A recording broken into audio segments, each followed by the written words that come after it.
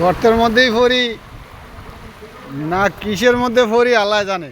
চাঁদপুর সরকারি কলেজ ভবনে চাঁদপুরে অতিবৃষ্টির কারণে বন্যার জলাবদ্ধতায় আর সৃষ্টি হয়েছে, সে তা বন্যায় রূপ নিয়েছে।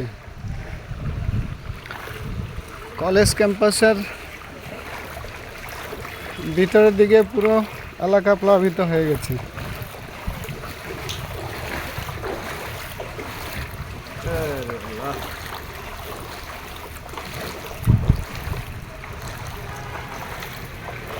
বাতাস লাগেনি, বাতাস তো দূরে লাগে, নিচে লাগে, এই লেগে তো কই